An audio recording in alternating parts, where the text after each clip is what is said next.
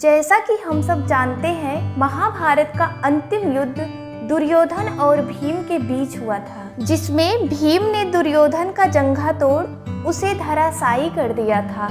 घायल अवस्था में दर्द से कराह रहा धरा पर पड़ा हुआ दुर्योधन अपने अंतिम क्षणों में संकेत के माध्यम से कुछ कहने की चेष्टा जगाई। यह दृश्य देख भगवान श्री कृष्ण दुर्योधन के अंतिम संदेश को सुनने व समझने के लिए उनके समीप गए। दुर्योधन ने भगवान श्री कृष्ण से कहा कि यदि हम अपने जीवन काल में यह 3 गलतियां नहीं करते तो महाभारत के भीषण युद्ध के परिणाम का विजय पताका हमारे कदमों में होता। नमस्कार, स्वागत है आपका आपके अपने YouTube चैनल हेमा विपुल पांडे ऑफिशियल पर। मैं हेमा फिर से आ गई हूँ एक नई जानकारी के साथ। जब भगवान श्री कृष्ण ने सहजता से दुर्योधन से उसकी उन 3 गलतियों के बारे में पूछा तो उसने बताया, पहली गलती ये कि उसने स्वयं नारायण के स्थान पर उनकी नारायणी सेना को चुना।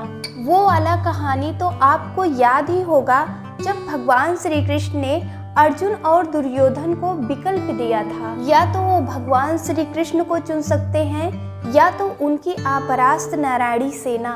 और दुर्योधन ने नारायणी सेना को चुना क्योंकि उन्हें लगा कि निशस्त्र नारायण यानी स्वयं भगवान श्री कृष्ण कुछ नहीं कर पाएंगे, और अगर भगवान श्री कृष्ण कौरवों के पक्ष में होते तो आज परिणाम कुछ और ही होता।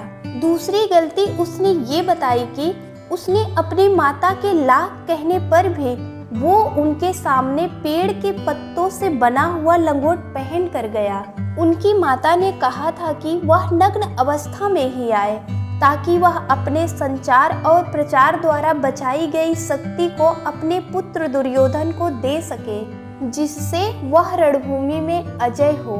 लेकिन यहाँ पर भी भगवान श्री कृष्ण की लीला थी, जिसके द्वारा लज्जित होकर दुर्योधन को पत्ते लपेट कर जाने पड़े, और इस वजह से उनके जांघ और मुख्य अंग शक्तिहीन हो गया, और इसी वजह से दुर्योधन परास्त भी हुआ था। तीसरी और अंतिम गलती उसने ये की, उसने युद्ध में आखिरी में जाने की भूल की। यदि वो पहले ही चला जाता तो कई बातों को समझ सकता था और शायद उनके भाई मित्रों की जान न जाती। उसे ये पहले ही पता चल जाता कि उसे शुरू से लेकर अंत तक अश्वत्थामा को ही सेनापति बनाना था।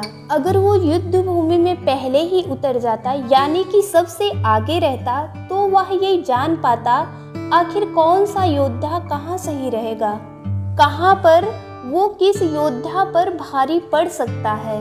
भगवान श्री कृष्ण ने विनम्रता से दुर्योधन की ये सारी बातें सुनी और फिर उन्होंने दुर्योधन से कहा, तुम्हारी हार का मुख्य कारण तुम्हारा अधर्मी व्यवहार और अपनी ही कुलवधू का वस्त्र हरण करवाना था। तुमने तो स्वयं अपने कर्मों से अपना भाग्य लिखा है। भगवान श्री कृष्ण के कहने का तात्पर्य यह था कि तुम इन 3 गलतियों के कारण महाभारत का युद्ध नहीं हारे, बल्कि तुम अपने अधर्मी व्यवहार के कारण हारे, अपने ही कुल वधू का वस्त्र हरण कराने के लिए हारे, पांडवों को नीचा दिखाने के लिए हारे। तुम्हें सिर्फ और सिर्फ तुम्हारा अहंकार ले डूबा है। वीडियो अच्छा लगा हो तो लाइक करें, चैनल पर नए हो तो सब्सक्राइब करें। मिलते हैं अगले वीडियो में एक अद्वितीय जानकारी के साथ। तब तक के लिए धन्यवाद।